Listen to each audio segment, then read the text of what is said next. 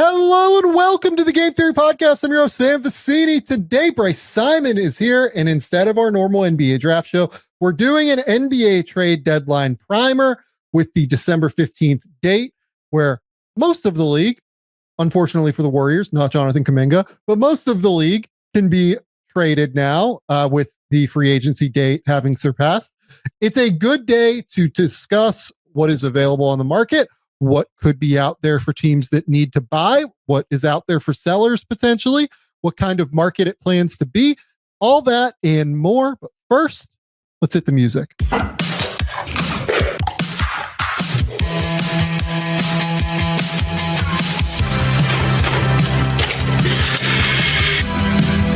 do have a timeout. Decide not to use it. Way downtown. Bang! Bang! What is this going to be? Wow! Are you kidding me? Hello and welcome to the Game Theory Podcast. I'm your host, Sam Vecenie. But if you watch the tape, what you will see completely orchestrated this game.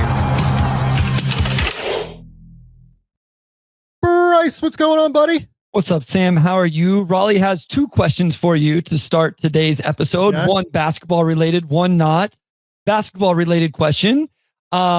After having to really explain to her the over and back, the backcourt rules, Yeah. Raleigh then wanted to know why you can't go backcourt in live play, but then if you take the ball out of bounds, sideline out of bounds or otherwise, it is now okay to throw it into the backcourt, which I thought was fair. Second question was after her uncle showed her a video of a kangaroo punching with a human, she wanted to know if Sam Vecenie has ever seen a kangaroo punch a person in real life. Have never seen a kangaroo punch person in real life. You will see kangaroos on the golf course like very regularly. Okay. They like will literally just be a family and you will be like hitting a golf ball into them and you'll be like, well, what do I do? Like they're just all surrounding the golf ball. Like, how do I go and do this? They tend to just move. Like they're actually pretty chill. It feels like if you get one of the like fathers that is protecting their family, I feel like that could be some problems, but they're very like normal in my interactions with them, which are like limited to the golf course, but that's really it. The first one, at least this is one of those basketball rules I don't really have an answer for, to be honest. Like, I think that once you establish the ball in the front court, it should have to stay in the front court. It's kind of the reality. Like on a timeout where you catch the ball in the NBA, you call a timeout and it gets advanced. I have less of a problem with that ball going to the back court than other situations.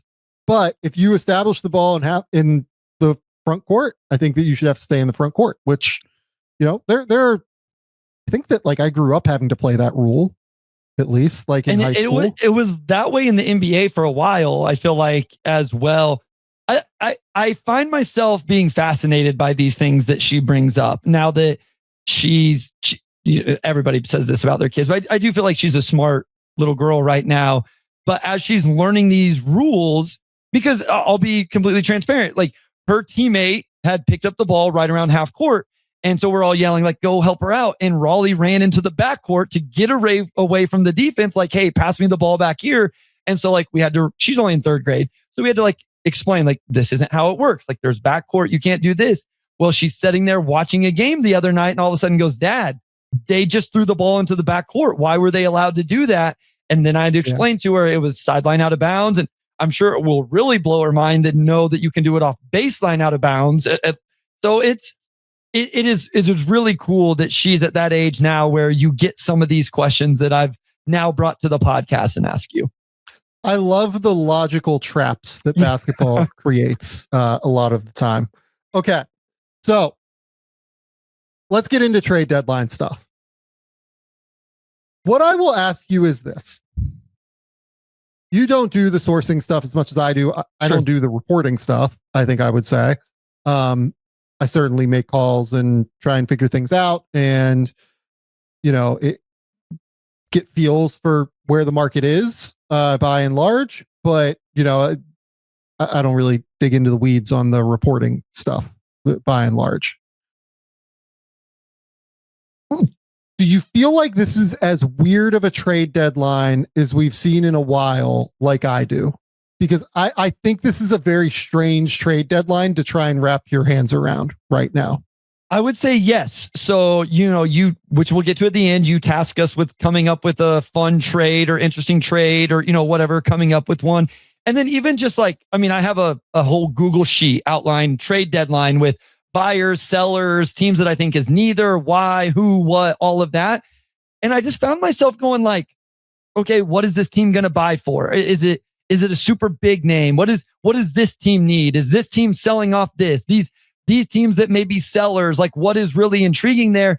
And I do think there's some big names out there. You mentioned them yesterday in terms of all of these point guards. Obviously, Giannis is out there. So I guess if all of those guys end up getting moved, it could be a very exciting deadline. But I do find myself kind of just going a little bit tougher in terms of what does this exact team want to go get? Is that going to change the title race? I think that's what it is in the West, what are teams going to be able to do to go get the Thunder? And and some of those teams even positioned to do so. And then in the East, a lot of teams could just say hey, it's already wide open. Let's just rock with what we have and keep this thing going. Well, there are some teams I think that could absolutely make a move, and I'm sure we'll talk about them. Well, I think what's most interesting to me is the star market. Who is actually attainable right now? And will that change by the deadline? Is who is actually attainable? My impression is that Ja Morant, LaMelo Ball, those guys that have been rumored and everything. I don't think there's a lot of traction to move those guys from those teams right now. You know what I mean? That's just my vibe on it, at least. Anthony Davis, is that a slightly different situation? Is Zion Williamson a slightly different situation? The Giannis specter hangs over all of this because a top 4 player in the league, Milwaukee could theoretically completely have the bottom fall out and it becomes untenable on some level, right? But right now, I don't think that they're interested in moving Giannis is my read. So the difference between what the market looks like now versus I think what it could look like in a month, 2 months, whatever. From a star perspective, with who is actually attainable, Trae Young, another name here that is fascinating, given Atlanta's success without him and everything. What does his market look like? And then you flip that on top of it, and then you say, okay, all of these players, maybe attainable, maybe not attainable, who knows? Regardless, but what do those markets look like? What does the fact that what those markets look like actually say about where the league is going as well? So a lot of guards that I just mentioned, right? LaMelo, Trae Young, Ja Morant, et cetera, et cetera, et cetera. Guys that as of right now, I think are basically not being discussed. Let's go with in deals. Maybe they are, maybe they aren't. But my vibe is that there's a little bit less enthusiasm there right now. Does that change? And do those guys bring the type of value back that you expect, given the Q rating and the star power of what their names actually are? I think is, from a league-wide perspective, one of the most fascinating conversations to me about this entire situation. Yeah, in the contracts that those guys have, in the contract situations of those guys, I think is always important to bring up as well. Specifically with Trae Young, we've been talking about this going back to the summer in terms of the player option that he has. And then what does that mean? I think with Anthony Davis, is something I've had to really think about and talk about because of the reports of Detroit potentially being interested or whatever. And I don't think we're probably going to get into that on this episode, but just real quickly for me, I could kind of see it, but I see it way less if they have to give him the extension that is being thrown out there. You just said something that I don't ever take into account, but I do think is important at least to bring up with a LaMelo Ball in Charlotte. It can be easy for me to say hey, trade him, start to build this around Knipple and Brandon Miller and all that. He does make that organization money. The LaMelo Ball's name makes that organization money. He's one of the most popular players in the league. And like the other thing is too, like, look, like we're getting into the weeds here on things that I've been told that I'm not like super excited to say on like the podcast. Like I have not gotten the impression that LaMelo does not like Charlotte, put it that way. Like I've gotten the impression that LaMelo like very much likes the city and is like very, very happy in the city. You know what I mean? So I don't know. Maybe that's like a message that after that report that like people are trying to get out there and everything. You never know this time of year, but like that's kind of the vibe I've gotten. So it's a very tricky deal to kind of try and sort and parse through. Yeah. I mean, there's all those factors. And, I'll throw another name like Lauri Markkanen is a name that people always bring up in these conversations. And we talked about like, if I'm Utah, I'm holding on to him right now. Like I'm all of a sudden excited if I'm Utah of what he's doing this year, what Keontae George is doing this year. I would think they're excited about Ace Bailey, even regardless of what it's been on the actual court so far. You just got him in the draft. And I would be more like, maybe I'm just going to build around this, like that's just another example of, a name that's fun to talk about and sure makes a lot of sense, but is he actually attainable? And then if you get rid of those guys, Sam, well, then what's left? Like, who are the guys that is 3-and-D that the Lakers need? Who is the center that the Boston Celtics might need? Where is the depth that the New York Knicks need? Where's the floor spacing the Detroit Pistons need? Where's the point guard that Minnesota needs that I don't think is necessarily like the Trae Young, Ja Morant version, but just like the Mike Conley, but not 37 years old version. And so who are those guys that maybe we don't even realize right now? I think that's what, gets really exciting. And I think you can see some of those sellers and potential names a little bit more the closer we get to the deadline when some of this standing stuff shakes out. Like that's one other thing I want to say real quickly. I mentioned yesterday, the Eastern Conference is so tight. Like you have Detroit and New York. And then, I mean, even 3rd through 11th is only 4.5 games, but 3rd through 9th is a game and a half. And so in both conferences, there's still some parsing out of, we can definitely get into the play-in game. As bad as Portland has been, Sam, they are tied for 10th, or excuse me, they're a half a game out of 10th or 11th, so there, some of those things haven't shook out completely yet to know who is really willing to sell yet and who isn't. Yeah, no, I think that's all a really good point. And we'll kind of talk about that. We're going to break it into the buyers, the sellers, and like we're going to do a big trade thing at the end that we'll talk through. But before we do that, we want to shout out GLD. Buying men's jewelry can be a nightmare, especially during the holidays. Maybe you're buying something for your dad, your brother, another loved one, but you don't want to skimp on quality while also finding something affordable. GLD is different. They make quality pieces that don't break the bank. You can feel that everything is meticulously set and that their proprietary production process creates a quality and shine that is just on another tier. They have it all from chains and pendants to rings and earrings. You can find watches if you're looking for function as well. They have the perfect gift for everyone on your holiday list. And don't take our word for it. They have over 2 million customers. They have 50,000 5-star reviews. GLD stands by the quality of their jewelry, and they give you a lifetime warranty as well, meaning it's built to last for the rest of your life. Work hard and change the game. Right now, GLD is making holiday shopping easy. For a limited time, new customers get an insane deal. They're going to get 50% off at gld.com with the promo code Game Theory. That's 50% off with the code Game Theory, GAMETHEORY, at gld.com. After you purchase, they'll ask where you heard about them. Please support our show and tell them that we sent you. We're also going to shout out our friends over at Nutrafol. Let's get that ad up on the screen. There we go. Nutrafol, if you're dealing with hair issues like thinning or shedding, but you feel totally stuck on what to try next, we all know there are a ton of products out there. They purport to have the answers, and it's hard to know which ones are actually going to do anything. That's exactly why Nutrafol is worth a closer look. It's not just hype. It's physician formulated. It's clinically tested, and it's even recommended by dermatologists. Nutrafol is the #1 dermatologist recommended hair growth supplement brand, trusted by over 1.5 million people. You can feel great about what you're putting into your body, since Nutrafol hair growth supplements are backed by peer-reviewed studies and they are NSF content certified. That's the gold standard in third-party certification for supplements.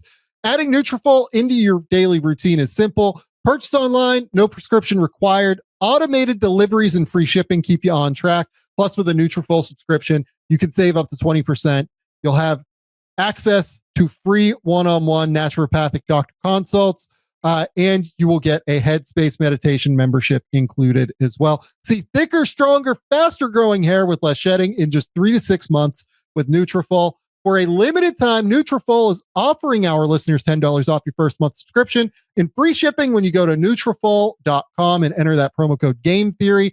Find out why Nutrafol is the best-selling hair growth supplement brand at Nutrafol.com, spelled Nutrafol.com, promo code Game Theory. That's Nutrafol.com, promo code Game Theory. Okay, Bryce, with Oklahoma City being as dominant as they are, regardless of their loss finally to San Antonio over the weekend, they're sitting here at 24-2. They have, historically dominant margins, historically dominant record, MVP candidate and Shai Gilgeous-Alexander, reigning MVP, reigning finals MVP, just won the title last year, everything. Do you think that the buyers this year that we will talk about, I don't really see Oklahoma City as a buyer. I see them as a team that is probably pretty happy with what they have right now. Do you think the buyers look at Oklahoma City as vulnerable after the loss to San Antonio? Do you think that these teams will really go all in and go for it in a way that they can?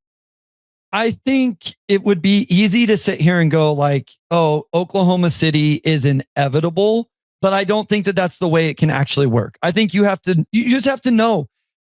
I hate saying something like this.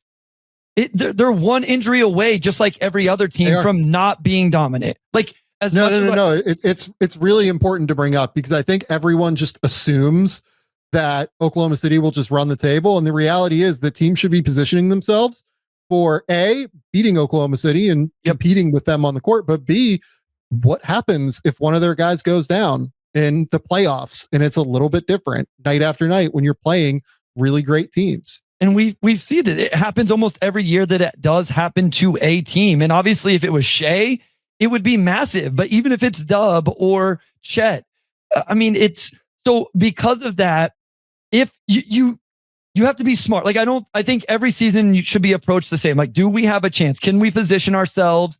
Are we ready to position ourselves while compromising our future draft capital a little bit? Okay, we're in that position. Let's go ahead and make that move.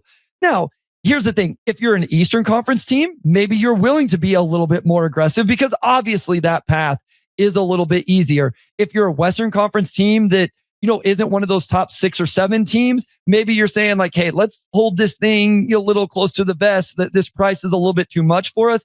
But I don't think just because we saw the Warriors not win it, Sam, right? We saw that this Thunder team, I realize they're a little bit different of a team. We saw them get pushed to 7 games a couple different times in last year's playoffs. So I don't think that just because they're so good and the favorites right now, you can say we're not going to go for it. If you have a reasonable move to make that puts you in better position, then I think you should make that move. I will quickly say on the Thunder, is there a world where they actually trade one of these rotation guys and continue to stockpile stuff for the future? Like, is there a world where they trade on a Aaron Wiggins or an Isaiah Joe, where they just, or one of Jalen Williams, not J-Dub, J Will, do they have enough rotation players where they actually say, you know what? We will actually move one of these guys to continue to compile future stuff? Or do you even mess with it? I think my answer would be I don't mess with it, but I did find myself wondering. So I don't want to rule out that could happen. I think that could happen, to be honest with you, Bryce. But what I think is more likely than that is that they would look to move one of these picks that they have this year, where they have the Oklahoma City pick, they have the Utah pick, they have the Philadelphia pick, and they have the Houston pick. and try to extend that out into other future draft capital. For somebody that like really loves this draft and wants another pick in this draft, do they look to do like the Philadelphia pick, which will come in somewhere between 15 and 22 or something, and try to turn that into a 2029 first round pick that, you know, changes, it just gives them like more runway and continues to give them like a little bit more of a long-term asset? Because the reality is with Oklahoma City, and we talk about this with them all the time, like they do have limited roster spots because of how good they are. Yeah. You can just look through, obviously the Hartenstein deal is the one that runs out this year potentially. They do have a team option on it if they want to retain him at 28 million, and they have a team option on Lou Dort as well. But they already have all of Shea, Caruso, Holmgren, Isaiah Joe, Wiggins, Jalen Williams, you know, both Jalen Williamses, I guess, Cason Wallace, Nikola Topic, Thomas Sorber, AJ Mitchell, like all locked in for next year already. That's what, how many players? It's 9 or 10 guys that are locked in already. Ousmane Dieng probably moves on. Kenrich Williams, like I'd be interested to know what they do with him. Like one route for them that I think will be interesting is, do they try and bring back Kenrich on like a minimum, maybe instead of the 7.2 million that he's making this year and has a club option for next year? Right now they are slated to be $44 million over the tax. So like, you know, one way that you could do that is you try to sign Hartenstein to a longer term deal at a lower number than 28. I think he's worth more than that, frankly, but if he just wants to stay, like, let's go crazy. You know, if they were to get rid of Hartenstein and Lou Dort and bring back Kenrich Williams on like a minimum, that basically gets them pretty close to the tax number, at least. Like, you know, after the picks they bring in, it'll be a little bit different, but I'm really, really interested to see how they handle it. The other thing is that they will have to see where the Clippers pick comes in, because if the Clippers pick comes in and it ends up being like number 2 and they have access to Cam Boozer, like Cam Boozer is the most like thundery guy that you could ever pair with Chet Holmgren. And then you might let Isaiah Hartenstein go and you say, okay, we're going to go about building this in a bit of a different way now moving forward. They're always going to be very flexible, I guess is my point. But I think to that flexibility standpoint, like if they could do Isaiah Joe and one of their picks this year for a future first that is like incredibly, unbelievably valuable next year, that's a route that I could see them going down. Yeah, I do wonder if just they wait till the lottery to figure all this stuff out, because they are playing in a world where the way those lottery balls fall is going to determine, you know, as we know in this draft, and most people listening probably as well, that pick being anywhere in the top 3 compared to 6 is vastly different in terms of value. And that's what we're talking about, where a pick that can be anywhere from 18 to 28, you know, like, I'm not saying that value isn't different, but it's not as substantial as even right now, maybe 3 to 4, depending on how people feel about a Caleb Wilson or a Mike L. Brown Jr. or whatever. I would say that is vastly different, even just that one spot. So that's why I do wonder, especially the Clippers pick right now, potentially even the Utah pick. You know, the Utah pick, it's protected. Yeah. So just the Clippers one, waiting to see. And in a couple more months, we'll see where that Clippers, you know, record is, and if it's truly headed down this path, or if they somehow figure out their footing just a little bit. Well, let's talk about the other teams here. So teams that we think will probably be buyers: the Knicks, the Pistons. I would say the Celtics will probably try to do stuff on the margins, although I have an interesting idea for them later. So I put them on both. I have them as a buyer and seller, because I do think that they could decide, they could decide like, hey, let's go get some more center depth here, and Tatum's going to come back and let's make a run at this. But also, as your trade will point out, the tax relief as well.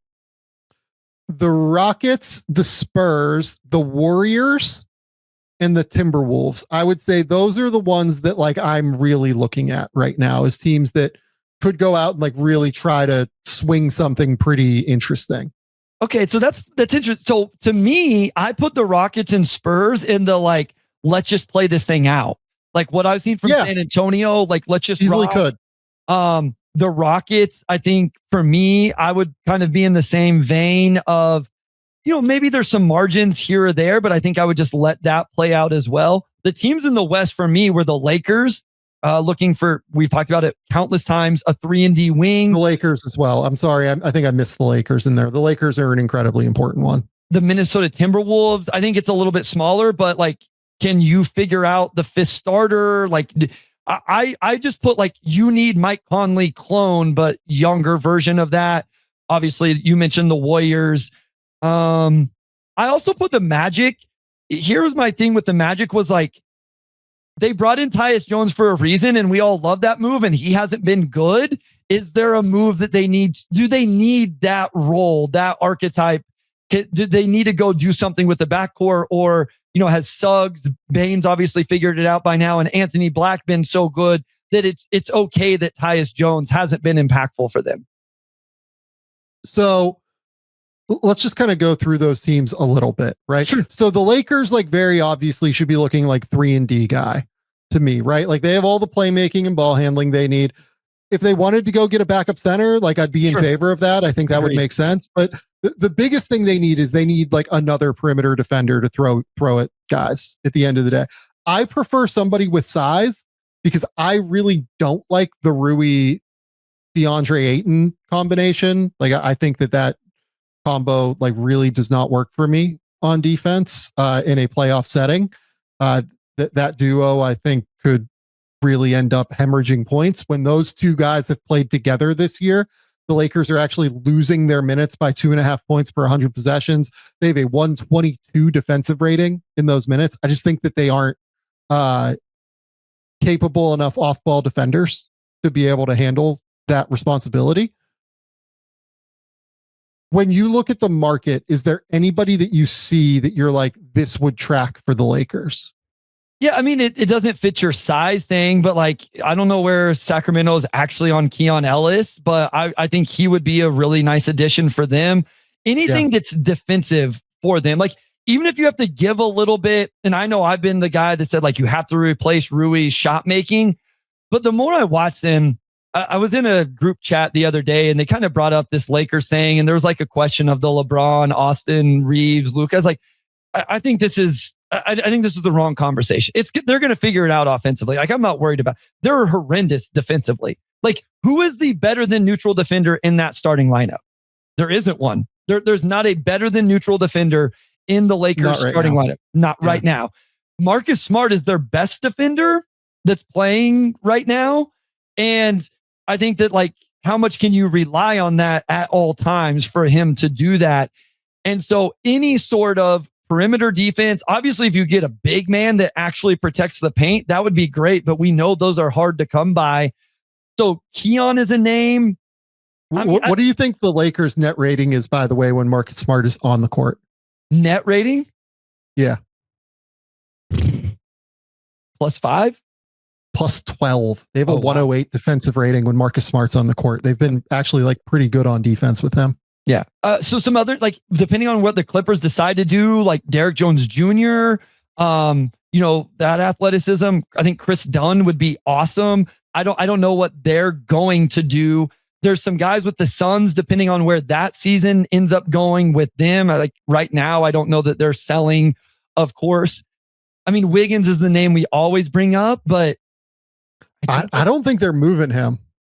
Yeah, no, I don't think so either. What about, like, would you take a shot on Rob Williams with the Blaze? Like, as a, like, he could be that backup center that also pending price point. Sure. Like the issue for the Lakers is that they don't have a ton of seconds either to be able to move. So like Rob Williams is obviously not going to cost first. Be like a swing that maybe he can play 15 minutes in a playoff series. Maybe he can play 20 minutes in a specific game in a playoff series, but I'm not opposed to it necessarily. It's just tricky, obviously, because of the injuries, and you can't really rely on him. Those are, I mean, obviously the Brooklyn guys we brought up before. That's what I'm talking about. Like, these guys are valuable for a reason, and that's why it's hard to, like, I'm sure people are screaming Herb Jones, but that's going to take a lot to get Herb Jones. I don't know if Herb Jones is available like in a significant way. You know what I mean? Yeah, he shouldn't be, but I mean, who knows? If he is great, like I'm for it for the Lakers. It makes a ton of sense and he fixes a lot of issues for them. But I don't know if he's available. So that becomes like a whole other conversation. And what the Pelicans do will be really interesting at the playoff or at the deadline. Do they decide to sell? Do they decide to kind of go for things? You just never totally know the answers on a lot of these things. So what I'm kind of most interested in for the Lakers is getting one of those 3-and-D guys. If Herb Jones is available, great. If not, it obviously becomes like a bit trickier to pinpoint the exact name where you're like, oh yeah, this tracks. Keon Ellis is the obvious one. It's just like, I don't know if the Kings are going to be excited about making the Lakers better. Yeah. You know what I mean? Like, is that a move where that's going to be, Vivek's move? I'm not totally sure on that. I think he's the name that makes the most sense though financially. The other thing is that I will say the Lakers have like real access to expiring money now. They have Rui, they have Kleba, they have Gabe Vincent.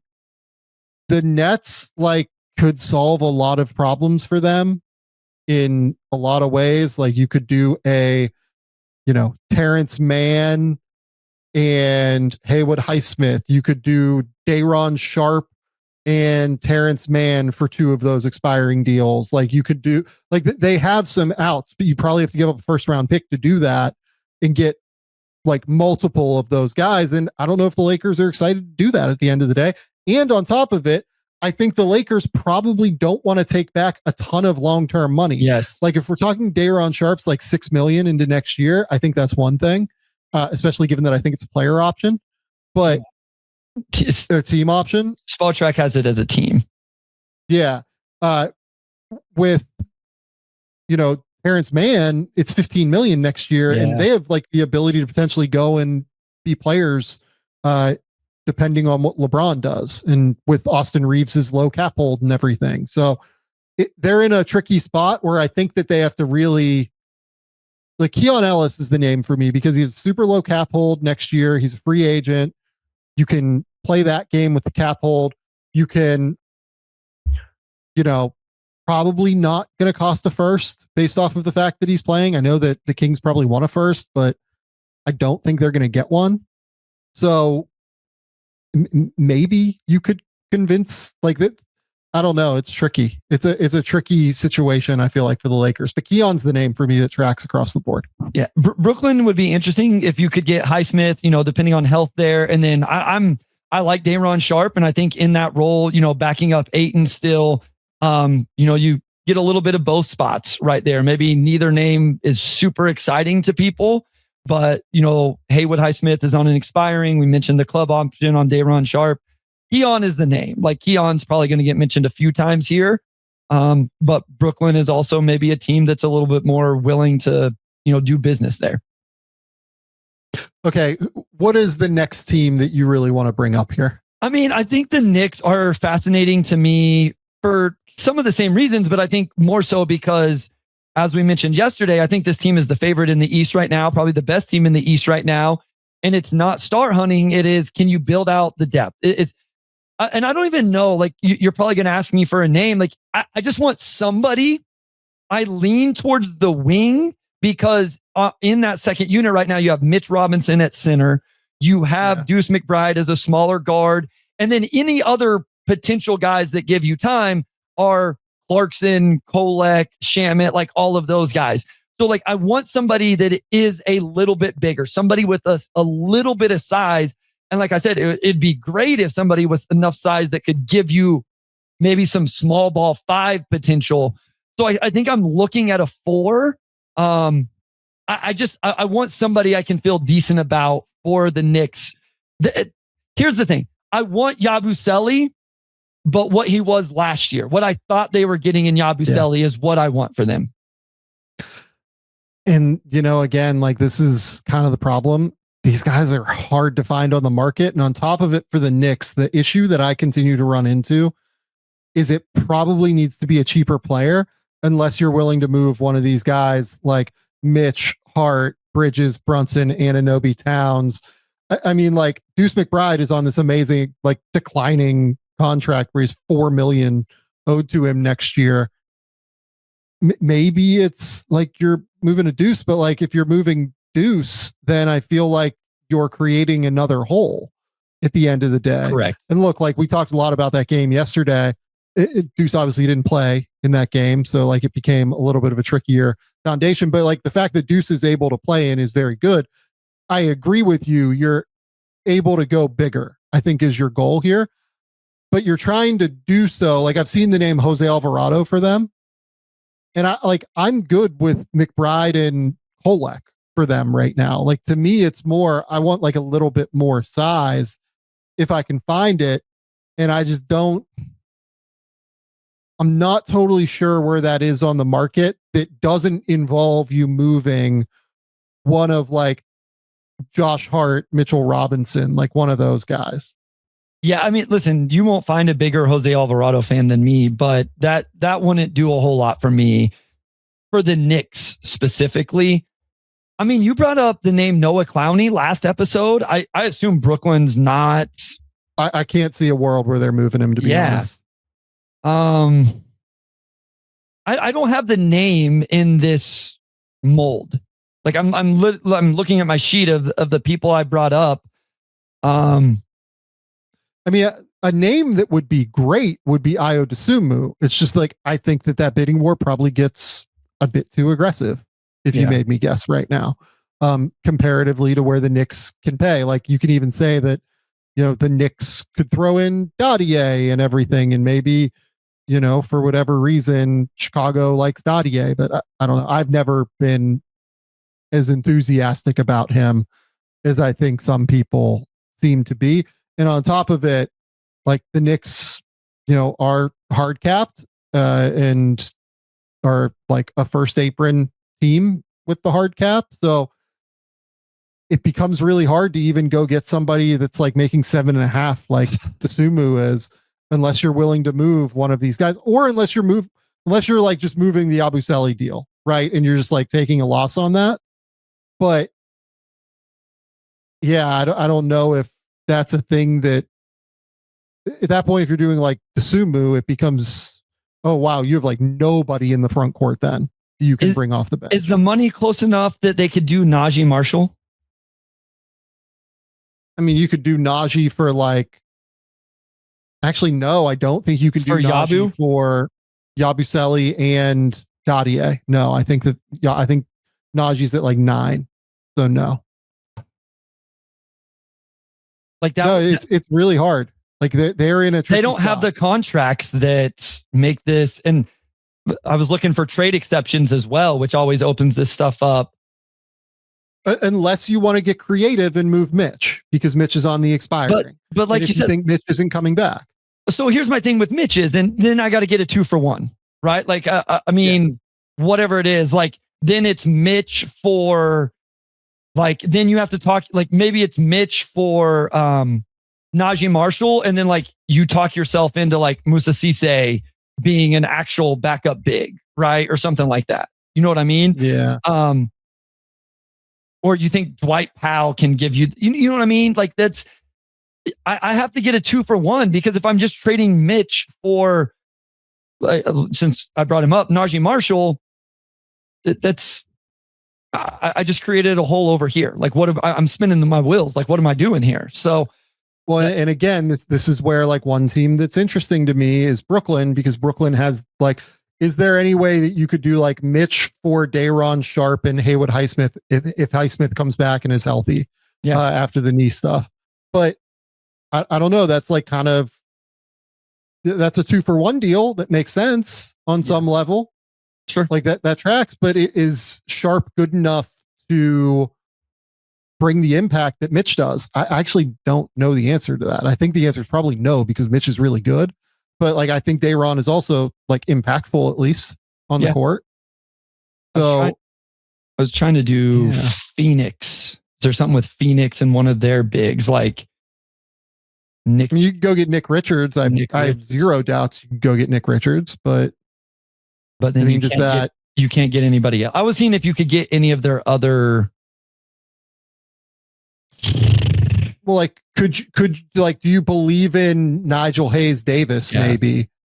And you could do like Nigel Hayes Davis and Nick Richards for Yabusele and Dadier or something. Well, I was doing it for Mitch. Like, if you do it for Mitch, who can you like? Who's the other guy? I mean, you could do Royce and I think you could do Royce and Nick Richards for Mitch if you wanted to. But why does Phoenix do that? No, they don't.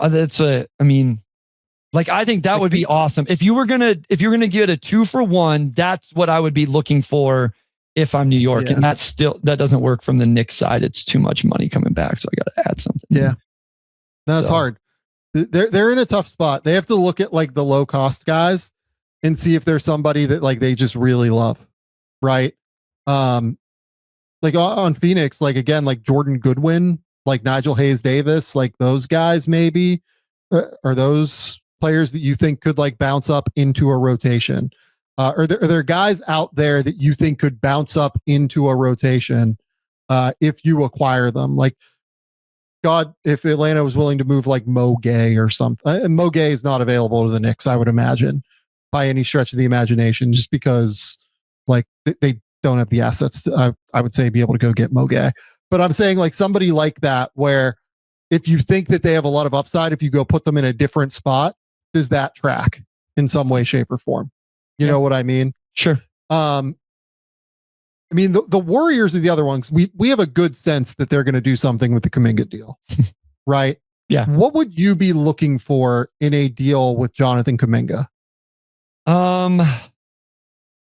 Probably the center position again, like trying to flesh. I realize that Draymond's going to spend a lot of time there. Post, does okay and all of that, but I mean, the metrics defensively for Post are very funny right now. Are they? They're good? Like they're like out of this world. I think he's fine on defense. Like, I don't want to sit here and say that like he's a bad defender. I think he's been fine this year on defense. I think some of the metrics overstate how good he is on defense, is what I would kind of argue. Yeah. So, I mean, I don't know that I would go. I don't know that I need a star or just straight scoring. Maybe that's the answer. Like, I just need a guy to come in and get some buckets. I think is what I would say, regardless of the position. Maybe between Draymond, Post, Horford, you hold down that spot. But Steph is carrying a huge load, as we talked about. Jimmy's going to be right there about 20. You jump all the way to Pajimski, Moses Moody, those guys averaging. I think you got to get another guy that's averaging 15 plus points per game. So to me, my answer is you got to go get a guy that can get a bucket for you that's going to average 15 plus points per game. So again, anything with Kuminga can't happen until January 15th. It's really hard to do deals with the Clippers and Warriors that would have to involve a third team. I wonder if they look to make a move for a big. Is there any way that they would decide to push their chips in on Zubats? That'd be awesome. Like, is there any way that tracks? How do they get there? So that would be Kuminga and then just draft capital? Yeah, I mean, they have their picks. Like, you could very easily do it. I mean, that would be a lot of fun. It'd be amazing. He's like kind of exactly what you're looking for. And again, it would have to, I think, involve a third team that kind of sends money going a few different directions, because I believe that they're both over the first apron. Don't quote me on that. I think that they're both over the first apron. So yeah, like you have to find a way to kind of maneuver it, but is there like a Kuminga and pick steal for Zubats is kind of interesting to me. And then the question is, why do the Clippers move Zubats? Like, I don't know is the answer. Like, are they just trying to get pick capital in order to like go and rearrange things on the rest of the roster? Like, do they think that they can go find a center answer somewhere else for cheap and then go get like guys that are good on the wing to be able to make things work that way? Like, you could almost make it like a 4-team deal where it's a lot of different ways. But I guess that I just bring up Zubats is like the Horford thing has not really worked. They still have a massive hole at the center position. If I'm them, I'm trying to fill the hole at the center position with this Kuminga deal, I guess is what I'm thinking. Yeah, I think if I'm the Clippers, like my first call is to the Thunder and see if they want an Isaiah Hartenstein replacement that's going to be cheaper, and they can let Hartenstein walk in free agency and go get my pick.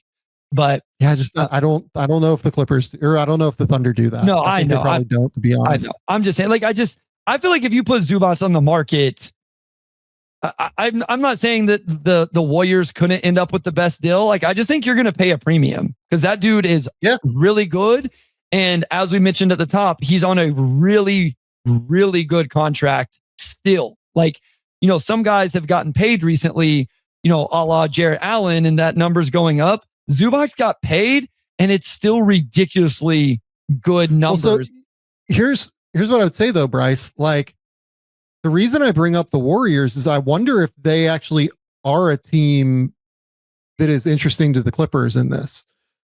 And the reason I say that is because, okay, the other teams that need centers league wide, Indiana can do like a Mathurin or a Walker, and they can do picks, like anything like that, right? I don't think they'd give up this year's pick for Zubats, would be my guess. There are fit concerns there. Like, Zubats tends to play like a little bit of a slower style. They like to play up tempo. Sure. I'm not a huge fan of the Zubats like Pacers fit in general. But they're probably going to be good they're going to be like really good long term, is my guess, when Halliburton comes back.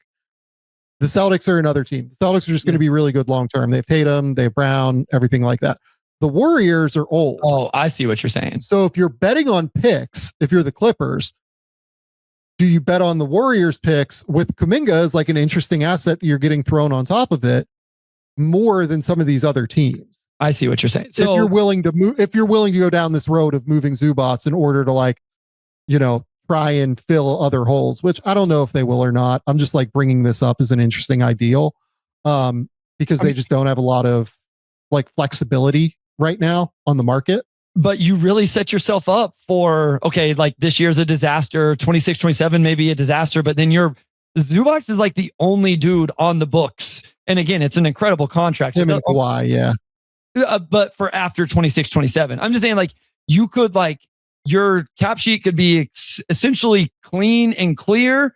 And like you said, you could have what could be perceived as really good draft picks. That is an interesting thought in terms of their picks, selling short on the Warriors over maybe some of these other teams that you would be, doing business with. Yeah. That's like a total thought exercise. Like, what about the Hawks, Sam? The Hawks are interesting, yeah, because they have all the assets in the world to be able to go do stuff. And it came out today. Porzingis with all of just, it is what it is. Like, I don't know. I think is an illness again, and like this is kind of getting to the point where it's like, man, I just hope he's okay. Like in general, not just like from a basketball's perspective. I love Onyeka Okongwu. I think he's been really, really good.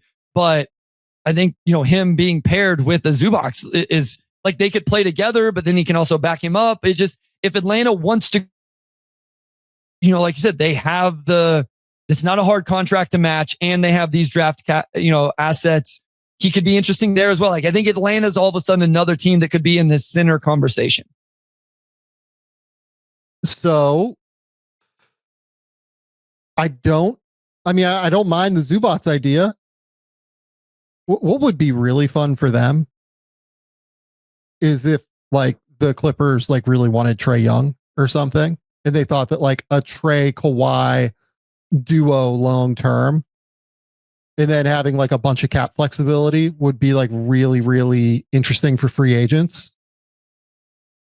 That's like an interesting challenge trade, but I don't think that that's something that really like, what if you're Atlanta and you're like Zubats and John Collins for Trae, or like, and you have to give up like a pick or I don't even know. Like, I don't even know the direction the picks would go. I'd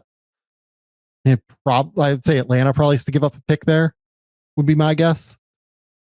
Maybe, yeah, probably Atlanta, because the Trae situation's complicated contractually. Yeah, that'd be interesting. Yeah, but Atlanta could do this stuff. Like I think Atlanta's a team that's really interesting on the market where they just have all the assets. And the Trey thing is fascinating because like they're both a buyer and a seller in a lot of ways. Like you mentioned earlier with the Celtics, right? Like the Trey situation is so interesting. Like people around the league are trying to figure out where that ends up landing. Where do they decide to go in and pay him, or do they decide to move him, or do they keep him and like bet on him picking up the player option and they do all this over again next year? Yeah. Right. I don't know where that goes. I don't think anybody league wide really knows where that goes, to be honest. Like Otsi Sala, that front office, like they're all really, really sharp. I think we've learned from their initial moves here. I mean, is there a Trey team that you look at? Like if I'm Atlanta, like I'm not excited about like an Emmanuel Quickly return, like Emmanuel Quickly in picks from Toronto. You know what I mean? And if I'm Toronto, I don't know if I'm doing that because I've built my whole identity on, hey, let's go get high pressure, up tempo, ball pressure, point of attack, pressure in the backcourt, everything like that. That doesn't really track. The Bulls have Giddey. The Hornets have LaMelo. Like, you try and find the good teams. Well, a lot of them have point guards. Try to find the like bad teams that might be looking. Like Utah is a team that I think Trae Young could do, but is Trae Young going to be excited about Utah? I don't know the answer to that. So, and Keontae is not. I don't know that he's done this long enough to say like you don't make a move like that. But like I don't like that idea of a backcourt at all. I think I think it'd be really hard for it to happen. But is there a world where you could get him to Minnesota with some defensive infrastructure around him of, Jaden? Not really. That's what makes it hard. Like they're a team that I think would make a little bit of sense, but I've struggled with all of these guys, all three of the guys that we've been talking about for, a few weeks now in Trey, LaMelo, and Ja in terms of who is the team that's going all in on that guy. Like could Dallas decide they want to pair one of these with Cooper, long term? But is Portland, but we haven't seen Scoot yet. So it's tough. It's tough to find that guy or that team. Yeah. I mean, like right now you could do, I think this is purely financially. I'm not saying that I would ever do this from Minnesota. And in fact, I would not do this from Minnesota, but just like purely financially, you could do something like Trae Young for Jaden McDaniels, Naz Reid, and then send Bones Highland to a third team kind of thing. Yeah, but I mean, that defeats the purpose, right? Like the idea Correct. Is you insulate Trae with defense. Yeah. And like I've seen people bring up Kyrie as like an interesting option for Minnesota. Again, it's the same thing. Like you have to move multiple of those guys to be able to do that. And it just doesn't track in terms of making a whole lot of sense. So Kyrie's a little bit easier contractually. He makes less than Trae does, but it's not so much less to where I think it's hard. Let's go to we can go to Minnesota now. Like, Kyrie's at like 36. You could do Naz Reid, like, and Dante. And then I think that gets you within like, I think it's like 3 million. So you could then maybe move like Dillingham somewhere. And I think that gets you like pretty close if you involve a third team where it's like, if Brooklyn or if Charlotte was willing to take Dillingham or something like that. Right. And Minnesota just thought that it was just like a really interesting idea. Then maybe something like that could track, like something along those lines. I'm trying to think like who has like trade exceptions. I think that like Charlotte has a trade exception or something like that. Who are you trying to get rid of? Or like I'm trying to move Dillingham somewhere to like a third team. Oh, okay. And like this is a bet that Dallas would be interested in Dante and Nas Reed long term with Cooper Flagg, which like I don't know if they are. You know what I mean? Like maybe they might be more interested in Dillingham long term. Could you move Dante to a third team then? Maybe like. And if I'm Minnesota, like all of a sudden, like so that's a upgrade of Kyrie over Dante. But then I'm also hurting my front court depth there with no Nas. And like, who's my backup big now? And I mean, I guess you go small with Julius and, Jaden can play some minutes at the 4. But that's where this really gets hard for some of these teams is cutting into their depth and making sure you still have that depending on what they feel about their young guys, right? Like, I don't know how long it's going to take Jay, and we've already talked about this with their wings and those guys being ready or not. So I feel like I don't love that, even though I love the talent upgrade of Kyrie. Now I'm a little bit more concerned about their depth, especially in the front court. Yeah, I am too. Look, we're just like throwing it at the wall, and I kind of didn't want this episode to be that, but like it's interesting to try to find what the buyers can do, and that's why this is such a weird market. Like, I don't know that we've come up with a deal yet that makes sense for anybody. Is kind of my problem. Can I throw out a name since we're talking about point guards that I just am interested? Do you think if there is any trade value? Because he's on a team where every other player on the team gets talked about. Is there any trade value for Russell Westbrook in the way he's played right now? I've been wondering if the Clippers should look at this just because I think that they could use like a backup behind Harden. And that's like an easy answer is Russ. And they've been down this road before. And I don't know if they'd want to go down it again. I'm not saying that they would or wouldn't. I just don't know. He's very specific in terms of teams that would want to do this. Maybe. I don't know. The answer is maybe to me.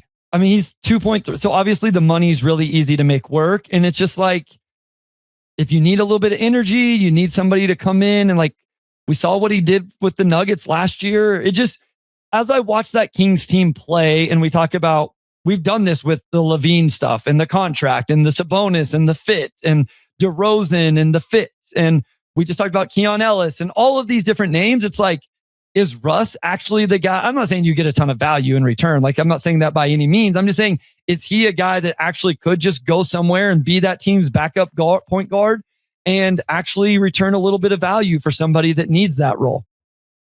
Maybe. I think it's possible. Yeah, I think it's like, it wouldn't stun me if he did that by any stretch. I think he's a guy that could win you a playoff game and lose you a playoff game, like depending on the way he's playing that night. We saw it in Denver, right? Yep. So it's with the Clippers, to me, like I'm just looking at somebody who can come in and play backup point guard and like make it so that the minutes don't hemorrhage when Harden's off the court at the end of the day. That's why I bring up the Clippers, and like they are, in a tough spot financially and they need to find some answers. Right. So Russ would be interesting to me if I was them, but I don't know how their locker room feels about Russ necessarily. Again, I'm not saying that good or bad. I'm just saying like, I don't know the answer to that. Yeah. Let's go to this because we don't want to make these episodes like crazy long. Right. I asked you to come up with like one trade for us to talk about, one trade that makes sense league wide for you. Yep. Because I feel like we've come up with like, we're just throwing stuff at the wall so far. And like, I don't really love doing that at the end of the day. Is there a deal that you look at out there on the market that you want to talk about that you think makes sense for a team involved? So real quick, I just want to say, I think Chicago always is an interesting team. They have 3 centers that I think teams could find interest in on varying contracts. They have a lot of guys on, expiring deals, Kobe White, Vooch. I just wanted to make note of that. We never know what Chicago's going to do, but I do think that they're a team to watch in terms of where and what they do with some of their guys. Okay. The deal I came up with is one that I do think has been talked about, obviously, in my world. I do think Detroit is a relevant team for this episode and in this conversation. Yeah, I agree. At time of recording, they are the best team in the East according to record. And I think there is one thing you can really point to. And there's two things, either the second score and or just 3-point shooting in general. And there is a guy out there on a really good contract that really solidifies both of those things. And that is Trey Murphy. And I want to be clear, Sam, if I'm the Pelicans, I have no interest in trading Trey Murphy. But if I am Trajan Langdon, who came from New Orleans, and I am looking at my current Pistons roster, and I'm going, what do I need with what Cade Cunningham is and the growth of Jalen Duren and what my team can be defensively and where this Eastern Conference is? I look at Trey Murphy, the contract he's on, and what he is capable of doing on the court. And I'm saying that could be the final piece of my puzzle. I could roll out for the next how many ever years. Cade Cunningham, Trey Murphy, Jalen Duren and his growth offensively, and then this defensive infrastructure of Asar Thompson, Ron Holland, Isaiah Stewart, and then fill in the gaps. So my question is essentially, if I'm trading Trey Murphy, Kevon Looney, Jordan Hawkins to the Pistons for Tobias Harris and Jaden Ivey, how many first round picks do I now have to add to that, with the idea that, remember, Troy Weaver did draft Jaden Ivey, so maybe there's a little bit of love there. Can I get out of this with 2 first round picks and a boatload of second round picks that Detroit has that could equate to a first round pick? Or can I even think about potentially getting out of it with that? I think no. I mean, there's a very simple swap here if you want Trey Murphy, like financially.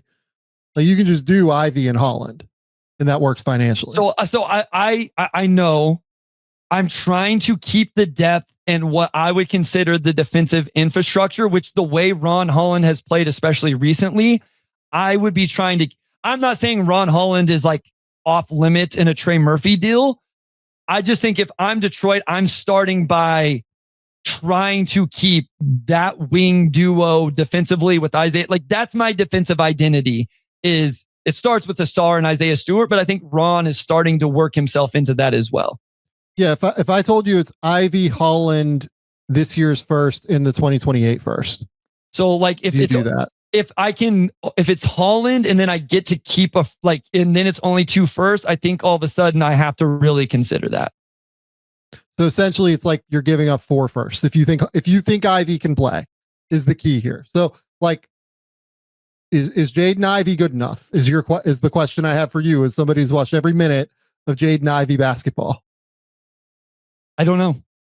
I still don't have an answer for you. It's the most frustrating. It's been better like in December for what it's worth. Yeah, he's what, like 10, 11 games this season, and his minutes are very limited. I will say this, his rotations are very short. And I think, as a guy, especially that's not used to playing those, I'm sure it throws off his flow and his rhythm a little bit. He's looked really good at times. And then other times it's been like a little bit frustrating. We've talked about this multiple times. I'm not even touching this until we're way closer to the deadline where I have a larger sample size of what he is or is not. But if Trey Murphy's on the table and I can get out of that I think Trey Murphy's really good, man. And I think he would be a seamless fit on this roster, especially if I'm not giving up. That's still some long-term draft capital. Here's my real question though, Bryce. Like we're talking about this from Detroit's perspective. I'm like not certain that the Pelicans would do Jaden Ivey, Ron Holland, and 2 firsts for Trey Murphy. Sure. Given that we know that the 2026 first would be like not that valuable because the Pistons are going to be potentially, really, really potentially bottom 5 pick in the first round. Yeah. And then you have the 2028 first where it's Cade, Trey Murphy, Jalen Duren, Asar. You still have all of these guys still. Yeah. All really, really good. Then you're keeping Duncan Robinson in this too. So like you have the spacing, you have the secondary playmaking with Karis LeVert. I feel, look, the other guy that Troy Weaver drafted is Asar Thompson. I feel like if these two teams are talking, Troy Weaver's asking for Asar Thompson. So I actually thought he would want Jalen Duren. Like that's the one that I thought Troy loves. Yeah, but they're not doing that is the thing. Like there's a 0% chance the Pistons are doing Duren because he has a chance to make the All-Star game this year.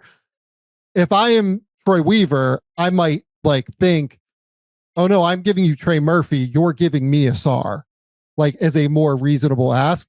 To me, I'm not giving up a SAR for Trey. Like I love a SAR and like I also love Trey Murphy, but I want to keep and pair those two together. Correct. Ultimately is my goal if I'm Detroit. But I would bet you that that's what Troy Weaver asks for. I would bet you that he wants a SAR and not Ivy or Holland. That's what's so fun about this is the layers of Troy Weaver drafted some of these guys. And then Trajan Langdon was on the other side of the guys we're talking about. And then in Detroit, Trajan did not draft, a SAR Thompson. And not listen, by all accounts, the Pistons loved him and should love him and all of that. But Ron Holland is Trajan Langdon's draft pick and Asar Thompson is not. And so there are these like interesting little layers and nuances, along with the fact that Jaden Ivey needs to get paid, this is ultimately why if I'm the Pistons, I am definitely willing to do Jaden Ivey, Ron Holland, and 2 firsts for Trey Murphy, because Jaden Ivey's going to get some sort of money at the end of the day. Like even say that it ends up being the Kobe White deal where it's, the equivalent where, Kobe got 3 for 33 at the time. It was like the tax, whatever non-tax it was. MLE. Yeah. Say that Ivy gets 3 for 45. Let's call it, right? He's making like $8 or $9 million more than what Trey Murphy is over the life of this deal. You know what I mean? Or $10 million more or $10 million less. I'm sorry. I'd just rather have Trey Murphy at the end of the day at that money. So if I'm the Pistons, I'm like unequivocally doing Ivy, Holland, and 2 firsts for Trey Murphy. If I'm the Pelicans, I'm asking for a SAR or I'm asking for a 3rd first, I think. Yeah. On top of those. And that feels aggressive to me. Like when we start getting into like Ivy, Holland, 3 firsts, it's like, okay, that's like that seems like wild. Yeah. You can talk like the Ivy Holland. If my hesitation is still, I have this like worry. I understand the value of that for Trey Murphy sounds really good. Like I want to make that clear. My struggle right now is like selling on a guy like Ivy who, what if he just is the 20 point per game guy and he's already on your roster, right? Bryce, like, but Trey Murphy is that guy. That's correct. And he's young and he's on a good deal. So like, that's one the thing. That you just do. That's the thing with Trey is he's on such a good contract. It makes it so much easier to say yes to this stuff. And I think then it just becomes, it's also why the Warriors, for instance, will be like, yeah, we'll give you Kuminga in 3 firsts. Yeah. Right. You know what I mean? If he's actually which is why it probably ends up taking more because other teams are actually going to get involved. Correct. I just think Cade, Trey, Jalen Duren, Asar, Stu, like Harris LeVert, that team, like we're not just automatically saying that the Knicks are the best team in the East then. Yeah. I think the Pistons are by far the team that is best equipped to go get Trey Murphy and make it so that they can overpay. And it's because we know that Troy Weaver likes some of these guys because he drafted them and they have all of their picks, right? And they have all these seconds and everything to throw in, and seconds probably don't matter in a Trey Murphy deal, but whatever. Like we know that, like, does Troy Weaver want Isaiah Stewart? Is his answer at center? Maybe. Sure. He paid like he gave like real assets for Isaiah Stewart to draft him, and he's become exactly what Troy Weaver thought he was going to be. Yeah. So like, is that a guy that sneaky Weaver might look at as an answer next to Derek Queen, where you need a high level defensive center next to Derek Queen? Probably. Sure. Like I think that the Pistons are the team that make the most sense for Trey Murphy is what I would say. Yeah. There are a lot of synergies across the board where if they decide to move him, and I'm not convinced the Pelicans are going to move Trey Murphy, I think that the Pistons are the team that I don't want to say that it probably ends up being, but that it would track with me logically that it would end up being, because of all of those different pieces of the puzzle. And I just want to be clear, barring like the Godfather offer or whatever you want to say, I would not move him if I'm the Pelicans. I am going to keep Trey Murphy. I'm going to keep Herb Jones, see how this continues to progress with Fears and Queen, and go from there. I'm unless it's just something silly, I'm keeping him. So like, okay, what is a Godfather offer to Troy Weaver? Isaiah Stewart, Jaden Ivey, Ron Holland, 2 firsts for Trey Murphy and something. I mean, that's getting close. I mean, I probably value Isaiah Stewart more than others. That's a lot.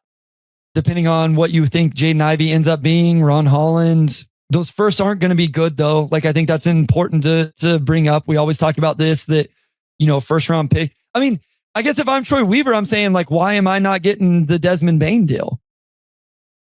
Yeah, I think this is closing in on the Desmond Bane deal. What if I told you it's Isaiah Stewart, Jaden Ivey, Ron Holland, 2 firsts for Trey Murphy, Jordan Hawkins, Jose Alvarado. So you get a potential shooter in Hawkins, which is something that we know works in the scheme. Player for Alvarado. You get the backup point guard ball handler spot that you wanted filled with Ivy with Alvarado. And then the Pelicans get 2 guys that Troy Weaver drafted. They get the swing on Ron Holland and they get 2 firsts. Yeah. Yeah. I mean, I think the values probably match. This is where there is a little bit of like, I watch this team every single game, and just the thought of like what Isaiah Stewart means to this team starts to get a little bit difficult whenever you talk about moving him. And even what I've seen Ron Holland become. Listen, guys, like I realize that Trey Murphy is by far the best player in this trade. Like I fully understand. No, this stuff absolutely matters 100%. But I do think it's hard when you talk about defensive infrastructure to now you're trading. He's not their best player, but he's really close defensively. And then I think Ron Holland's probably their 3rd best defender right now. Yeah, Isaiah Stewart's their 2nd best defender behind Asar, and Holland would probably be their 3rd best defender, I would say. Yeah, and the gap between Asar and Stewart is real, but not as real as what I think some people might think. Yeah. There are just a lot of ways to like try and do this if the Pelicans decide to move him, sure. I think is the point here. Yep. Okay. So my deal that I came up with is a wild ride. I will put it up on the screen. And it's going to look terrible on the screen and people will try and figure it out. But honestly, it's for my need as much as it's for your need to be able to track where everything's coming and going. And I apologize for that ahead of time. So my idea is, can we get the Celtics Anthony Davis? Okay. I think the Celtics will probably look more on the backup big market because Nimi Keita has been awesome this year. And I'm not sitting here saying that, I'm trying to replace Nimi Keita. I think he's been great. Their defense has been awesome with him on the court. Like he has been really, really valuable. But AD's kind of a different cat. And if I could go get Anthony Davis, I don't know. That seems pretty cool to me. Seem pretty cool to you? You have my interest peaked. I will say that. Okay. So again, I'm going to put it on the screen. The idea for me is a 3-team deal involving Brooklyn and Dallas. Dallas gets Derek White, Anthony Simons, and a first. The Nets get Sam Hauser, Dwight Powell, and a second. Really, they're taking Hauser for free, which if I'm the Nets, like, I'm pretty good with taking Hauser for free. Absolutely. I think he's really good, and they're getting the second to take the Dwight Powell deal. Real quick, my boring trade was going to be Hauser to the Pistons and like the same, like in a get Boston underneath the whatever. But anyway. Yeah, underneath the tax. And then the Celtics get Anthony Davis, and then like you have to have like a heavily protected second going from, I think it's Brooklyn to the Celtics. They have to touch, right? Out. Yeah. Yeah. The idea here is that in this deal, Boston gets Anthony Davis. They keep Peyton Pritchard. They keep a lot of the young guys that they've been excited about. Josh Minot, Jordan Walsh, Nimi Keita, Baylor Shireman, Ugo, everybody like that. It gets them, even while doing that, because you're moving White, Simons, and Hauser, it gets them within $300,000 of being under the tax. Which means that you could then move Ugo at the deadline, and then you'd have to sign 3 guys, I believe. But like for end of season deals, prorated money, yeah. Prorated money, you'd probably be right around it in terms of the money.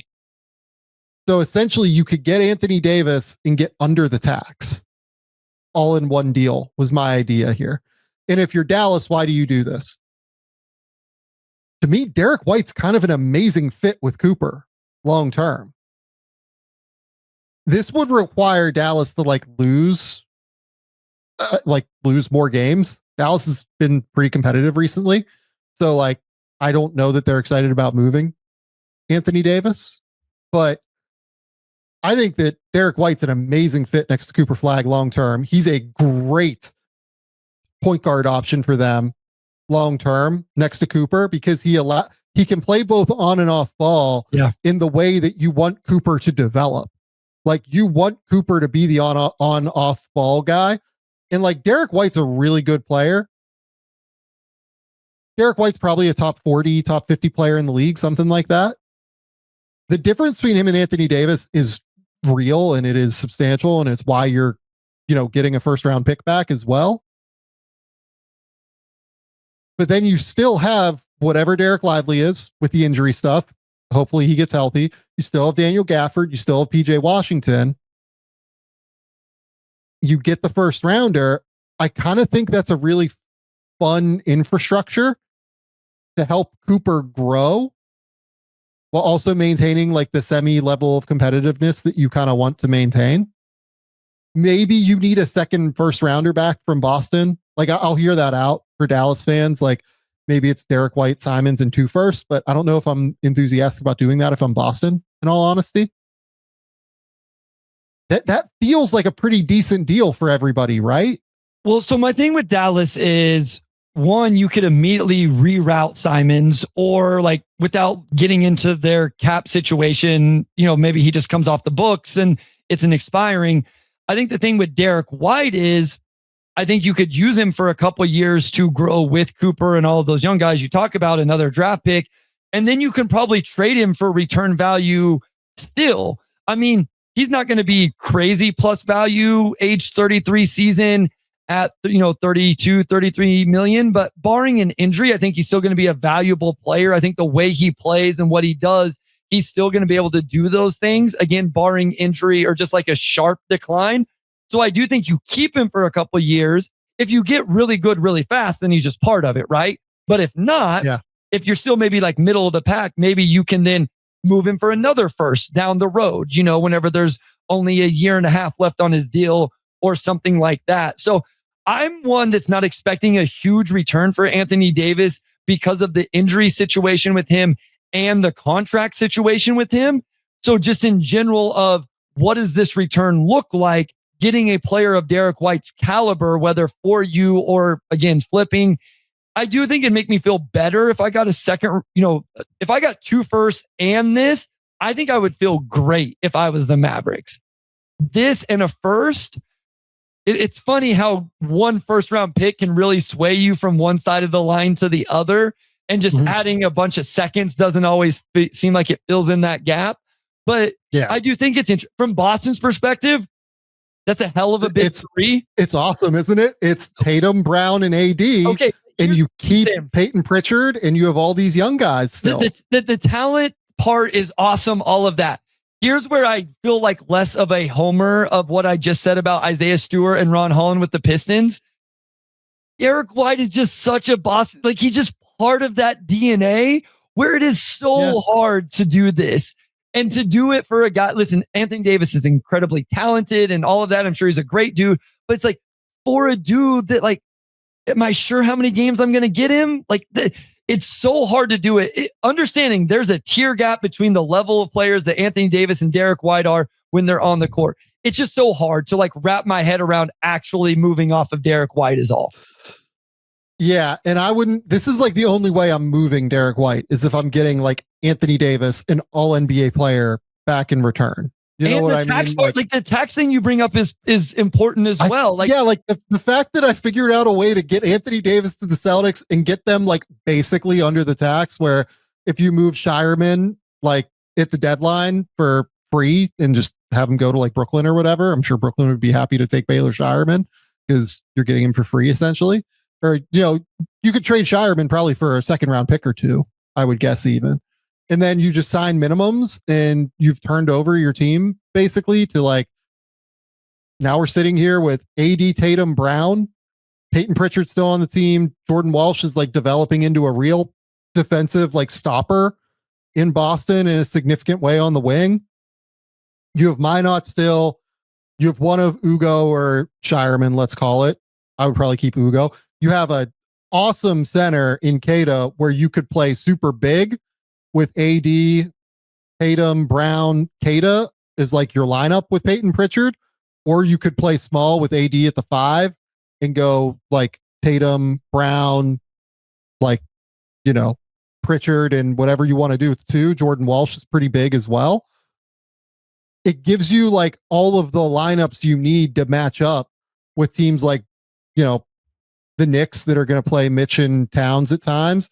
It gives you the lineups you need to match up with like an Oklahoma City or something who will play Hartenstein and Chet at times. You can go super big against Houston if you need to, or you can go small ball against them if you need to. It gives me like the real lineup flexibility that I think is important in a playoff setting. And I don't know, like and I'm doing it while getting under the tax. It's the crazy thing. The part I didn't actually realize, if I'm being completely honest, is they actually need back-to-back years under the tax to reset the repeater.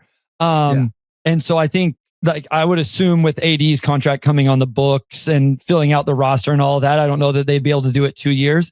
The other Sam, and then if they extend him, which it sounds like he wants, like that's what the reporting is or whatever, that's so much money to those 3 guys. Like it's an insane amount of money.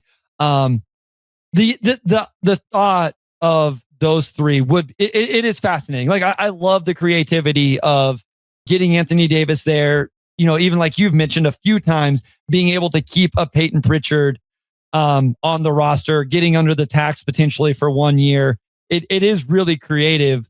I love it. I mean, it would be hard for me to actually see them do, but I love the creativity of it. I was trying to come up with something a bit more fun was my idea. I think like 0% chance that happens. Correct. But it's a fun idea. It was the goal to come up with. Okay. It was really good. That's the trade show. It was messy at first. I'll be honest. Like we were trying to figure things out, I think, with what these want to be. We might do one of these like once a month until the deadline is kind of my vision. Just because, you know, like the draft stuff is hit or miss this time of year. You know what I mean? I think that once the tournament comes around, people are a lot more excited, but this time of year, it's just hit or miss, right? So we'll probably do these once a month at this point until the deadline comes.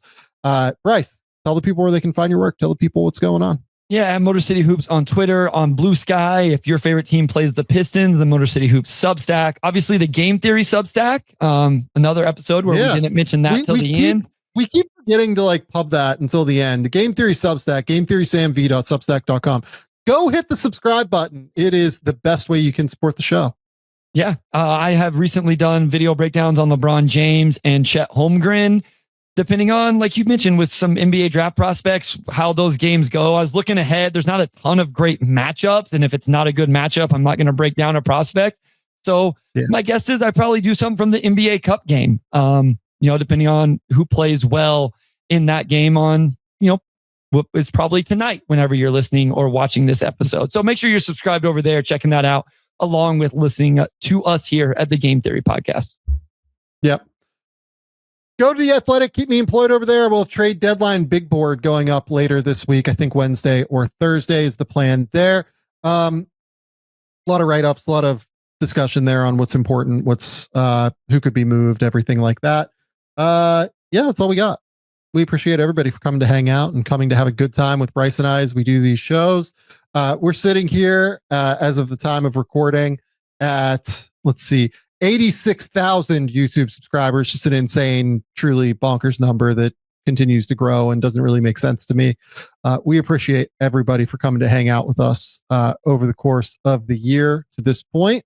I will be in Adelaide this weekend. We're going to watch cricket, Bryce. It's a sport where people have a stick and a ball and they hit it.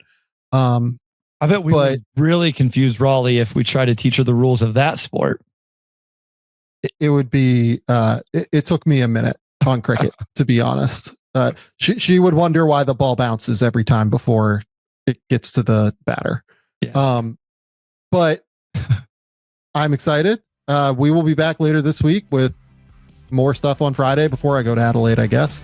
But until next time, we'll talk soon. Bye.